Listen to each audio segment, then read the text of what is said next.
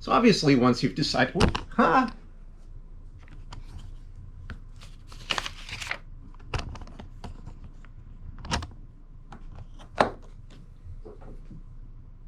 guess once you've decided to video, finding a solid mount for your camera is the most important thing you can do.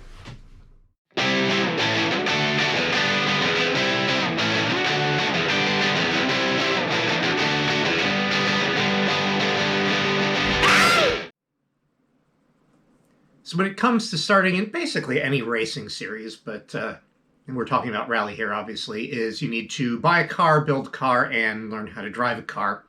I already spent some time in the summer figuring out a little bit about driving, although I'll probably have to practice again, which gets us to the point where we need to buy the car so we can build it. And there's a number of considerations. I don't want to spend more than a couple $1,000s. I'm willing to go up to $5,000 if I find something that works. But I also want something that's not the slowest thing imaginable. Two-wheel limited is a good place to start. Front-wheel drive is easier to transition to all-wheel drive later. I think it'll be a lot of fun. But the Fiestas we drove were pretty slow. Not a whole lot to horsepower to weight ratio, which is why I'm sitting here in front of an open Excel spreadsheet. You know, obviously you don't want to be too slow. If I buy a base model Fiesta or Honda Fit, Toyota Yaris, something like that, it's going to have a relatively low horsepower to weight ratio. And I'm kind of trying to figure out which one is the best. But the problem is, if you want a better ratio there, you need to add a turbo or engine swap. Apparently the Fit has motor mounts that are the same size as certain K-series engines, so a K-swap is easier than it would be for some other vehicles. But at that point, you're an open two-wheel, and that's a higher class than I think I want to start in. So I've got to basically use the engine that came with the vehicle if I want to stay in the two-wheel limited class. And since they never homologated, at least in America, Toyota, I'm looking at you, a turbo version of anything like the Fit or the Yaris, that kind of limits the number of cars we can look at, which brings us up to the Fiesta ST. Now, the unfortunate thing about the Fiesta ST is that it was only made relatively recently and only for a few years, and they're not as cheap as I would like. At least I haven't found one that is as cheap as I would like. But in the course of doing my research here, I found that before the Fiesta ST, there was the Focus SVT, which is basically a three-door hatchback, high revving, naturally aspirated engine, which is kind of my thing, and a lot less valuable than trying to rally a Lotus Elise or a Honda S2000 or something similarly two-wheel drive and high revving. So it looks like that's probably going to be the way I'm going to go. We can see that I can find them for under $5 all day locally on Facebook Marketplace and Craigslist and all of the usual suspects, and really nice rust-free ones if I want to ship them from another state.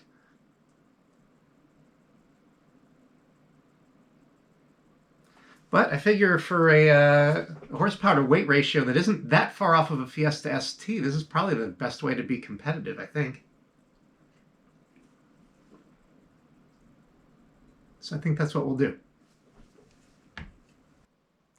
This is the point where in typical influencer culture, I would probably have the camera running while I'm on the phone, talking to people, setting up meetings to look at a couple of cars, doing some test drives, signing papers, doing deals, and you would get to meet the car that way.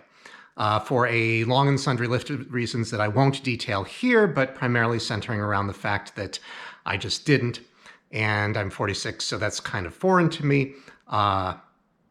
And also because I ended up shooting a lot of video last year that I simply dumped, and now I'm reshooting this all over again to make it better. I'm simply going to skip all of that sort of garbage and introduce you directly to the car as dramatically as is humanly possible. Some say that this style of videography was invented by Top Gear.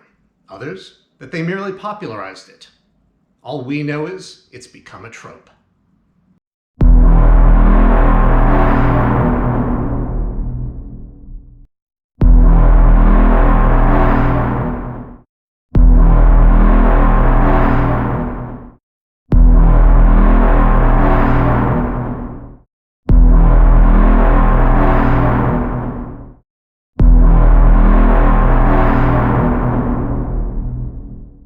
And so, here it is, the 2002 Ford Focus SVT and future rally car. This is an upgraded version of the commuter car that you're used to seeing on the road. Ford's special vehicles team worked their magic on the engine's internal bits, allowing it to handle a higher compression ratio and also a higher red line. This engine revs to 7,200, 500 higher than the standard Ford Z-Tech. This gives the engine 170 horsepower and 145 pound-feet of torque.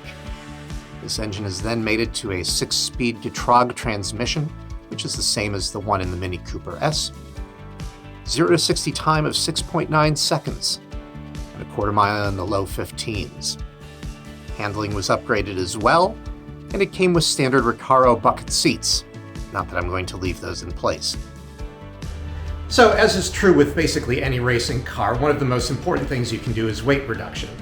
This particular car came with a number of extras that are that's currently sitting in the trunk, so step one is going to be getting those out. Step one is going to be unlocking the trunk. I wonder if one of these actually does it. Okay, we will go old school.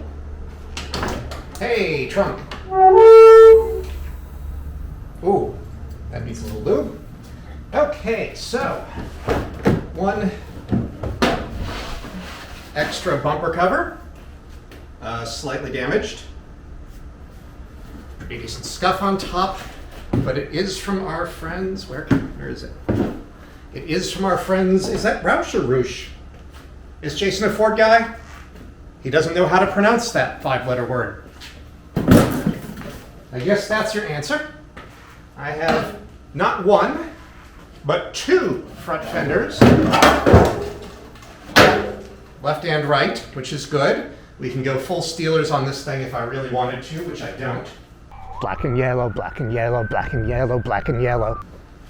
Extra wheel bearing and hub assemblies, which is critical. Because let me tell you, the steering on this thing is a little sloppy. Drive shafts.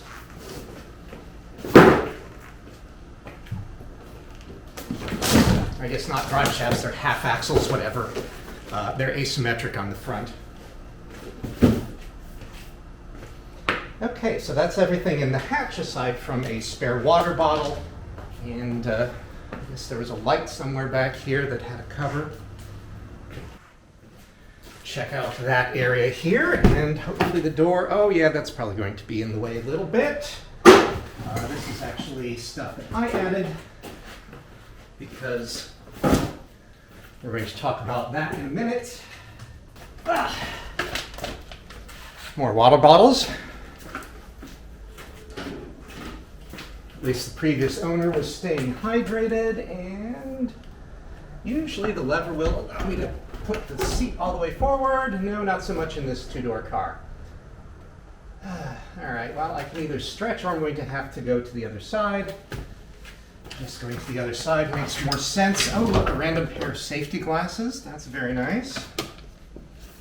The original owner's manual and stuff. Random paperwork.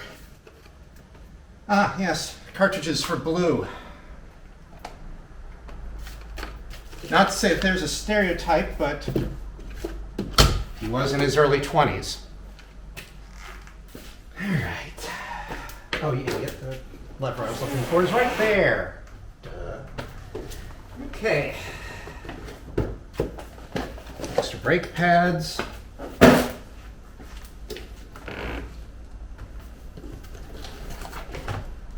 A couple of assorted random loose parts. Is that a water pump? Oh, socket for working on it. All right.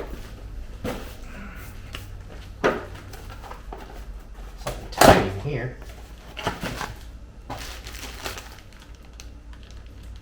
Seals. Okay. Timing belt. A couple of bearings.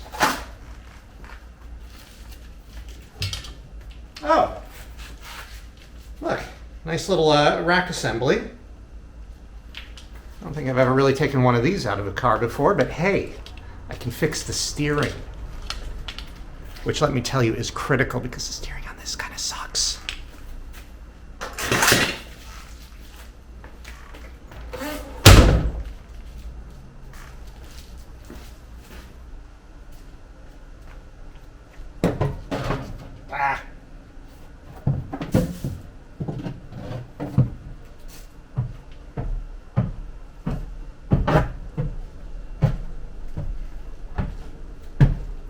Well, fortunately, I had to come up here anyway because this is where my saw is.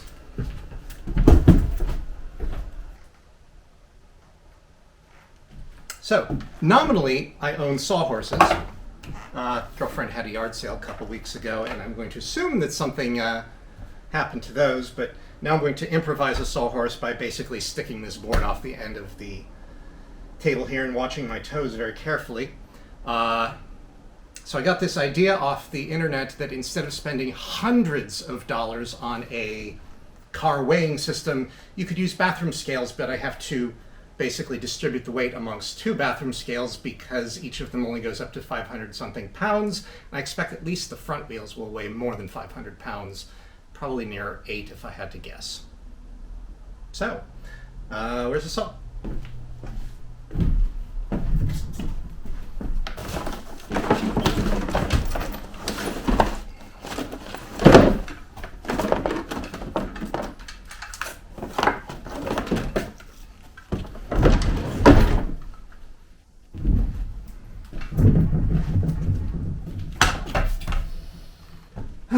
Needless to say, I'm not going to force you to watch this in real time because it's boring to do it in real time, and I can imagine watching it would be absolutely painful.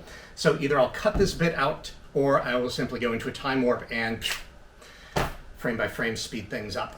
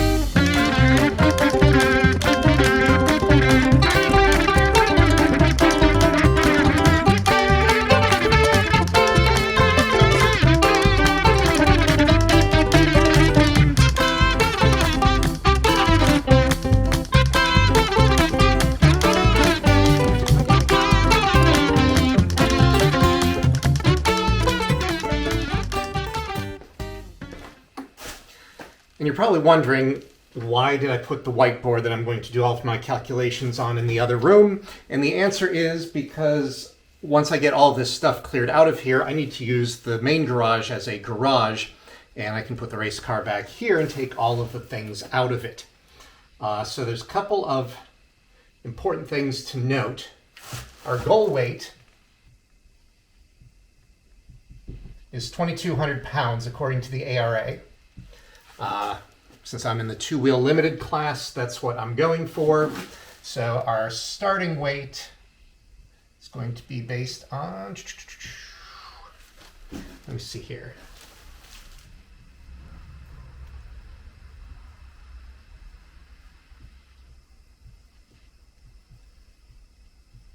All right, so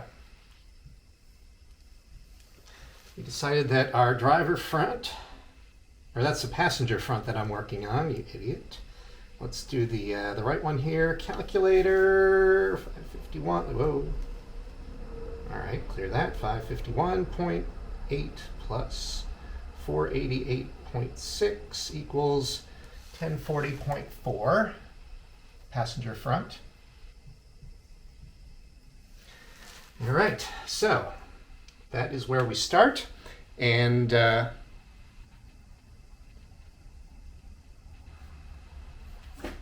go do the stuff.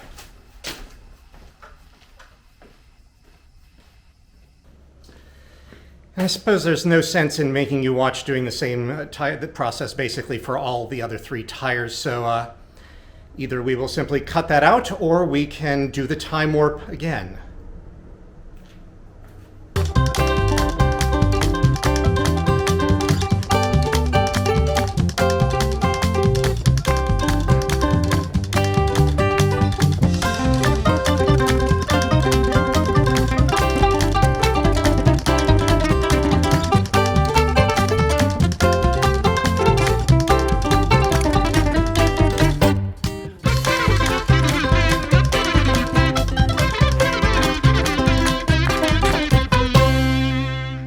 All right, 3,009 pounds even. Now what's interesting is that the nominal curb weight for a SVT with a full tank is 2,750 pounds, which means that I'm starting out 250 pounds heavy.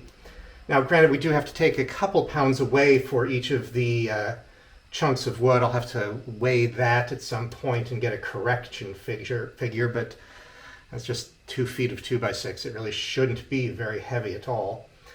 But that gives us 809 pounds to lose. Actually, we could lose more than that because I'm going to throw some weight back in it when we add the cage and fire suppression systems and a couple of other things. So, of course, the one thing that I absolutely have to do is, those of you who are from Pennsylvania will recognize this immediately.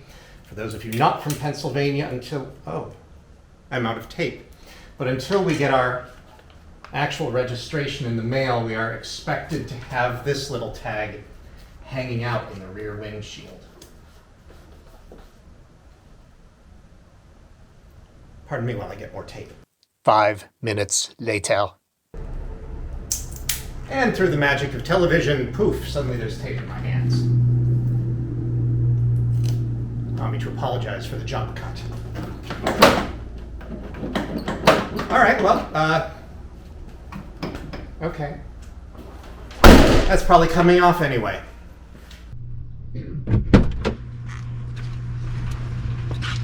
All right, and here we go for an introductory drive. Among the problems that we know this car to have, it was owned by a 20-something, and as a result, it has been decatted. Which means that it sounds like it's been decatted. Neutral, okay. The shifter is a short throw shifter and it might be too short.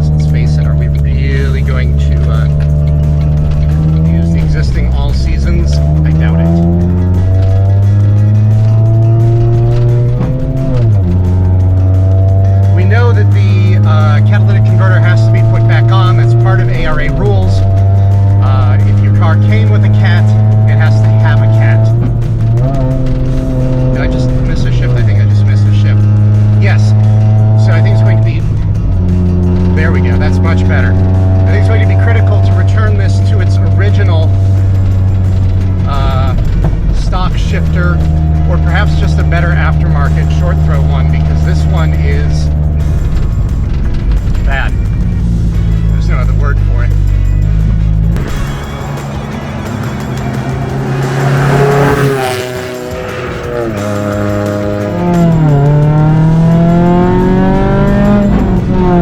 It does get up and go in a hurry, so I guess I can't complain about that part. I really shouldn't take it down this road, because the steering earlier was very much weird on the test drive. Like, it had a delay in it, like it didn't want to turn until you got very far off center. And there still is a little bit of play in the wheel. It could be improved precision, but certainly not the worst ever. My mother had a night. Whoa, there it is. Okay. Yeah, there was just a little bit of slop during the decel. Okay, that was actually a little bit of slop when I wasn't really turning at all.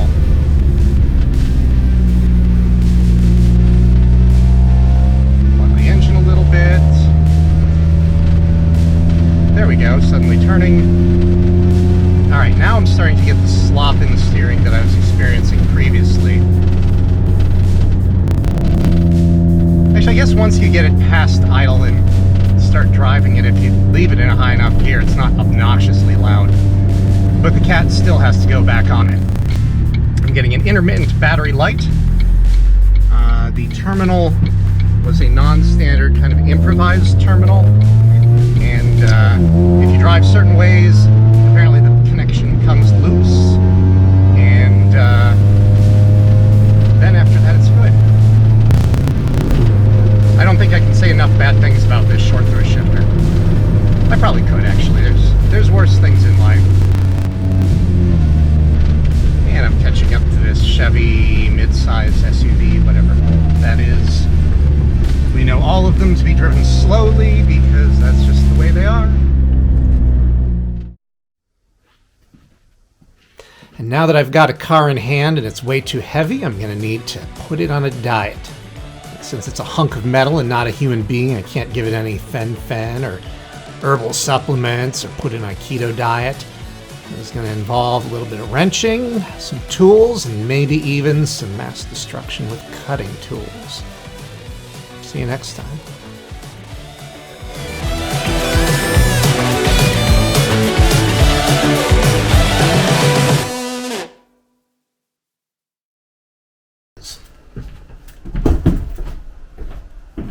Ouch!